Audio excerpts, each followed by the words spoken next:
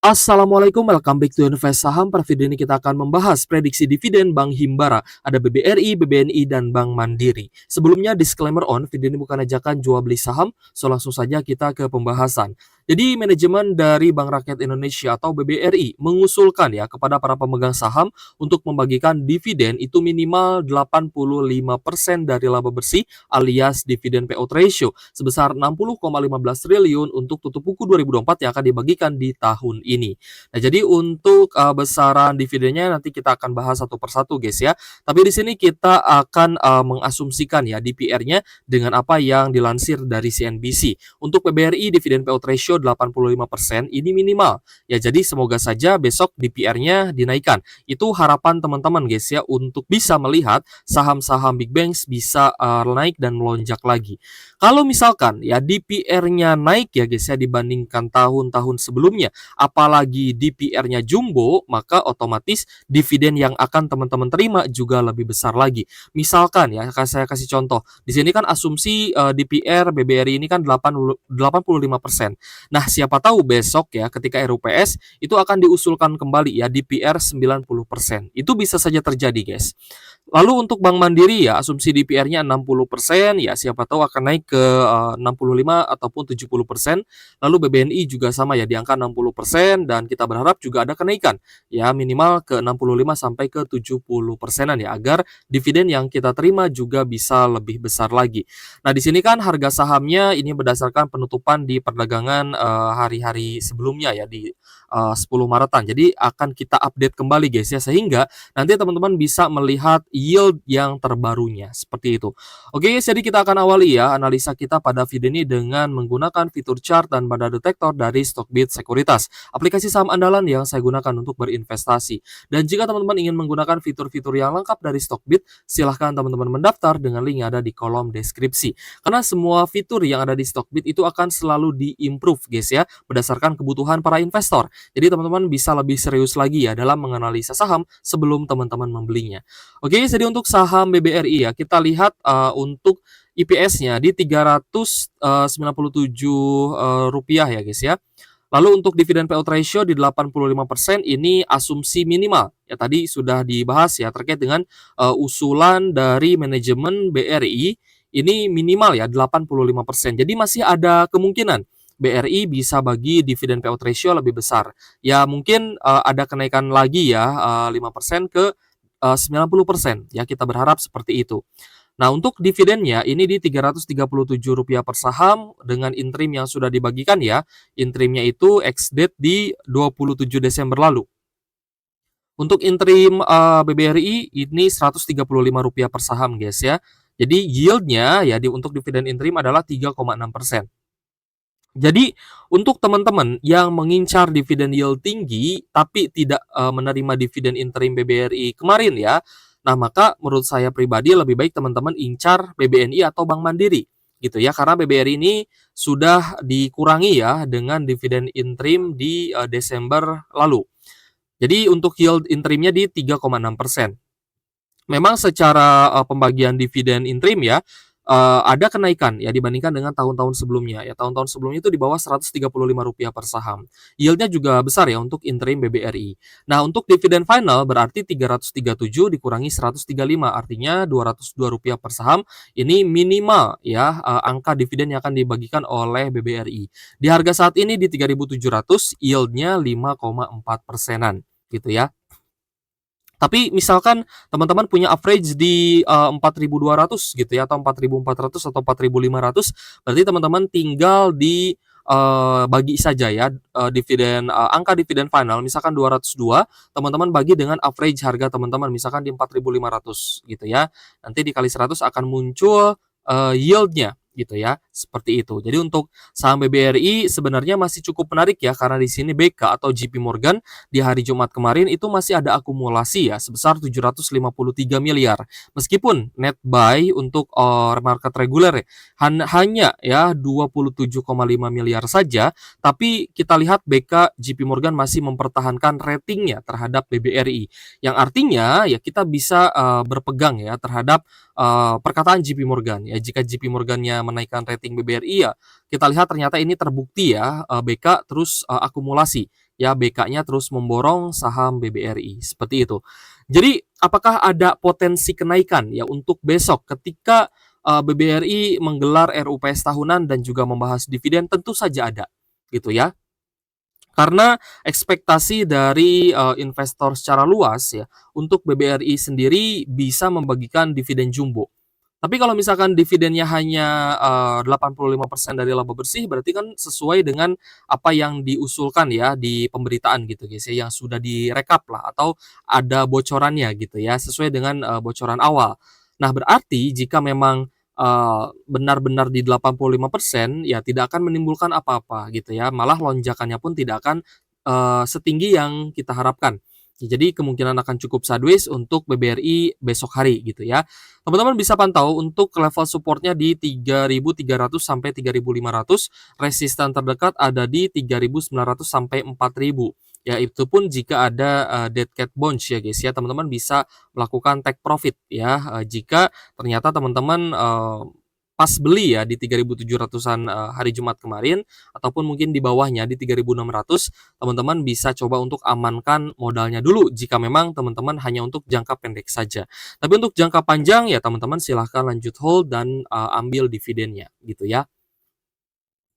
Kita lanjut ke Bank Mandiri guys ya. Nanti kita akan bahas lah ya terkait dengan prospek ekonomi Indonesia ini seperti apa sih kira-kira ya dari sisi makroekonomi dan juga kebijakan-kebijakan ya yang akan diambil oleh pemerintah, apakah akan semakin membaik ya guys ya, dan juga pro terhadap rakyat atau sebaliknya ya. Nanti kita bahas di akhir video ini. Jadi silahkan teman-teman simak sampai akhir. Nah, untuk Bank Mandiri di sini sudah saya rekap juga untuk EPS estimasi full year-nya di sorry, bukan estimasi full year, ini EPS ya, EPS karena sudah rilis semua, di Rp598 per saham, untuk DPR-nya 60%. Ini juga masih prediksi awal ya, kita berharap ada kenaikan ke 65 sampai 70%. Itu harapan kita. Tapi kalau misal tahu-tahu ke 80%, apakah itu mungkin? Sangat mungkin. Ya, sangat mungkin. DPR-nya dinaikkan ini sangat mungkin, apalagi kan cash dividennya akan digunakan oleh Danantara. Lalu untuk dividennya di Rp359 per saham dengan yield 8,1% di harga saat ini Rp4.410 per saham. Karena di hari Jumat kemarin ya ada koreksi 4,5% untuk Bank Mandiri. Nah, jadi yieldnya bisa kita adu nih dengan BBNI. Jadi teman-teman punya perbandingan ya antara dividen Bank Mandiri dengan dividennya BNI. Kalau misalkan ternyata yield Bank Mandiri lebih besar, berarti kita lebih condong ke Bank Mandiri. Itu untuk teman-teman yang dividen hunter. Nah, kalau misal teman-teman lebih melihat ya, ternyata ternyata Bank BNI dividen yield-nya lebih besar nih. Ya di harga sekarang lebih menarik gitu ya. Berarti teman-teman silahkan condong ke BBNI seperti itu. Nah, memang sejauh ini Bank Mandiri ya, terutama di hari Jumat lalu itu masih ada distribusi yang cukup besar ya, terutama dari KZ, AK dan BK dengan net sale juga jumbo 512 miliar gitu ya untuk Bank Mandirinya. Tapi lagi-lagi jika dividen besar, maka ada potensi harga saham juga bisa naik. Ya meskipun ya belum tentu market akan rebound, tapi semoga saja ya saham Big Banks-nya akan bisa naik ya, atau ada technical rebound lah ya, minimal seperti itu. Nah, jadi akan runtut ya untuk RUPS-nya ya nanti di besok ya Senin, Selasa, Rabu itu nanti saham BBRI, Bank Mandiri dan juga BBNI akan menggelar RUPS gitu ya, dan juga akan membahas terkait dividen. Ya, nanti teman-teman cek lagi ya lah ya, kalau misalkan Senin kan BBRI. Nah, Selasanya saya lupa guys ya apakah Bank Mandiri dulu atau BBNI dulu gitu ya. Tapi biasanya sih Bank Mandiri dulu biasanya. Tapi teman-teman cross check lagi ya siapa tahu saya ada kesalahan ya terkait dengan jadwal RUPS Bank Mandiri dan BBNI. Tapi biasanya sih Bank Mandiri dulu ya baru BBNI. Nah, untuk yieldnya Bank Mandiri di 8,1%. Catat guys ya teman-teman, catat ini. Jadi nanti kita bandingkan nih dengan BNI. Nah, ternyata BBNI ya dari sisi yield ini lebih menarik ya. Kita akan coba ulas dulu. Untuk EPS-nya di Rp575 per saham, dividen payout ratio ini perkiraan ya di 60%. Kita pun berharap ada kenaikan ya untuk DPR-nya. Dividennya Rp345 per saham dengan yield 9,1%. Karena di hari Jumat lalu BNI itu anjlok 7,6% ya. Jadi BNI juga ada distribusi asing guys ya. Ini jarang-jarang sekali sebenarnya distribusi dengan net sale mirip atau sama ya dengan Bank Mandiri. di mana ZP, CC, dan AK sebagai top seller, sedangkan investor retail dan domestik masih akumulasi. Nah, jadi untuk BNI cukup menarik ya di harga 3.770 meskipun sudah mendekati level support di 3.600, tapi secara imbal hasil dividen yield ternyata bisa lebih besar dibandingkan dengan Bank Mandiri. Jadi untuk dividen yield BNI ini lebih besar ya guys ya dibandingkan dengan Bank Mandiri. Yield BBNI dividennya mencapai 9,1% di harga sekarang 3.770, sedangkan Bank Mandiri hanya di 8,1% saja. Nah, teman-teman bisa bandingkan ya, Bank Mandiri yieldnya 8 persenan, BBNI 9 persenan, seperti itu. Ini cukup menarik. Ini cukup menarik, apalagi jika ternyata DPR-nya dinaikkan. Ingat guys, masih ada peluang ya, masih ada peluang saham big banks bisa naik. Minimal ini bisa terjadi technical rebound. Teman-teman yang beli di harga bawah bisa take profit, ataupun teman-teman bisa hold dan ambil dividen dengan yield yang besar, seperti itu. Oke guys, jadi kalau misal kita perhatikan guys ya, memang saham big banks itu mayoritas didistribusi, apalagi BBCA ya, kemarin net sale-nya mencapai triliunan.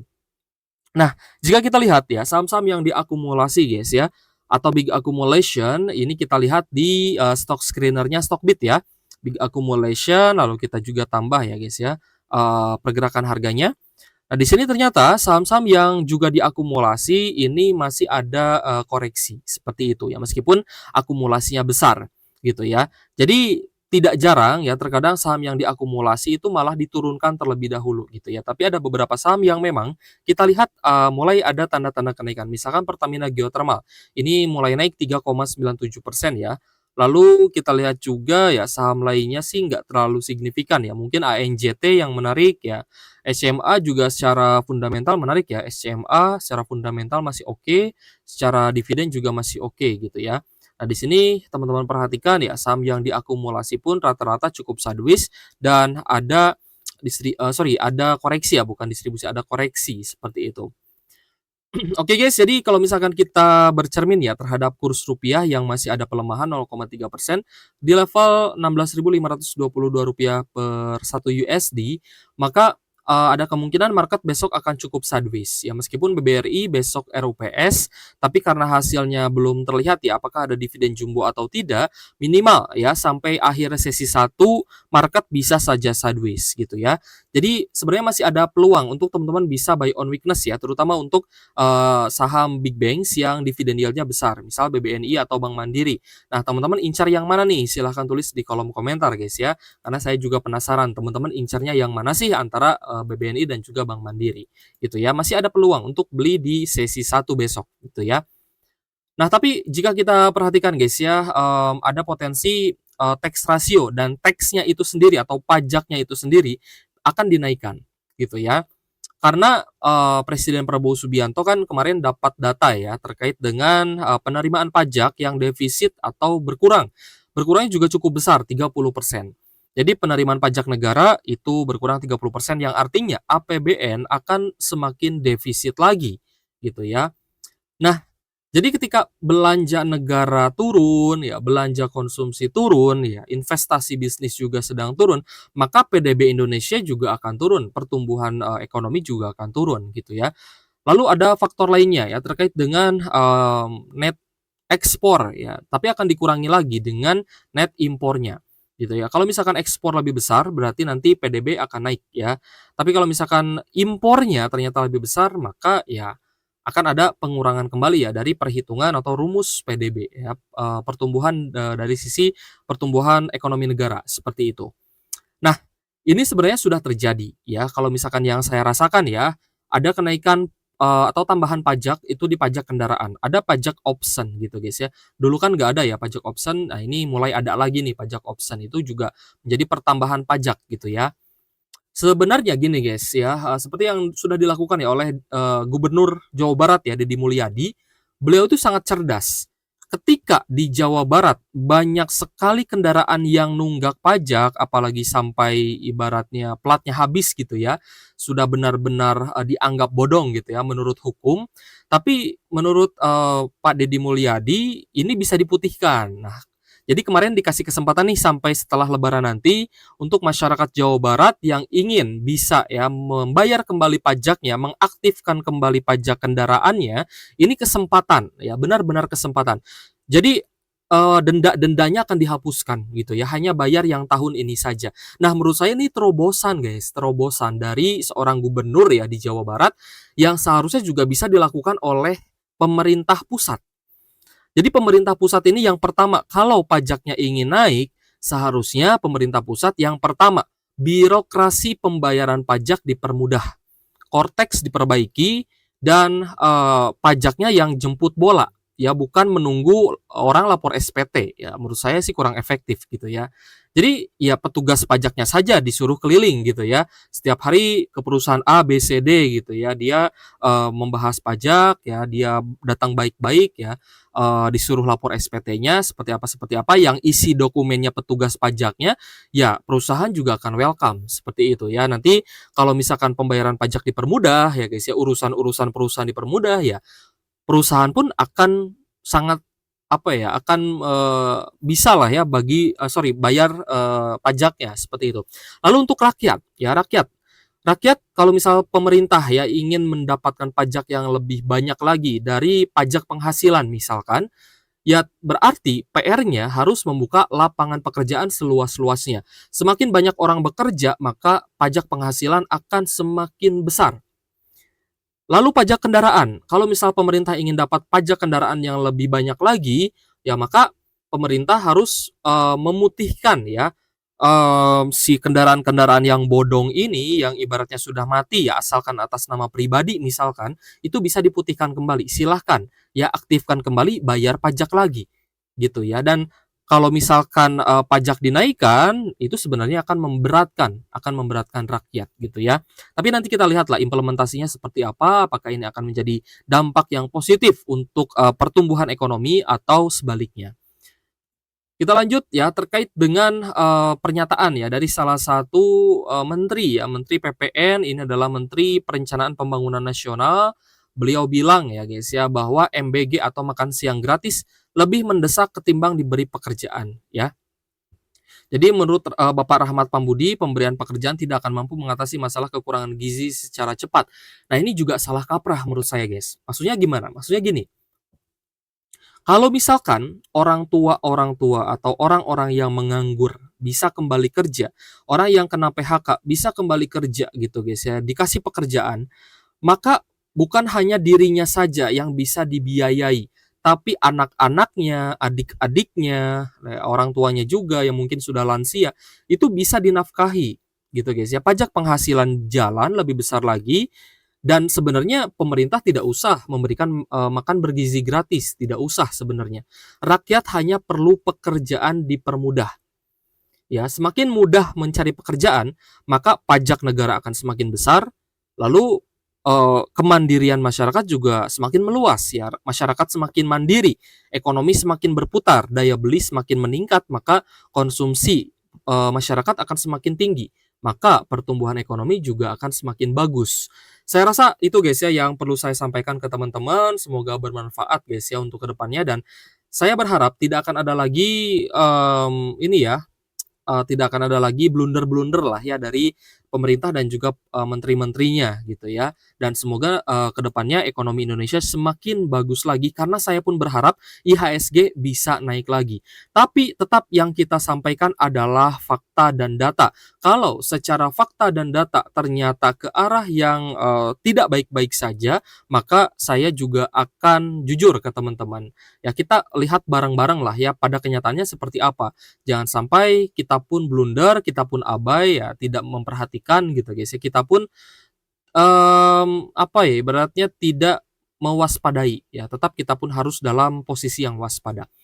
Oke guys, jika teman-teman ingin menggunakan fitur-fitur yang lengkap dari Stockbit ya, misalkan fitur stock screener ya, fitur banda detektor ya, dan juga fitur chart dari Stockbit, silahkan teman-teman mendaftar dengan link yang ada di kolom deskripsi. Oke guys, thank you for watching. See you on the next video. Wassalamualaikum warahmatullahi wabarakatuh.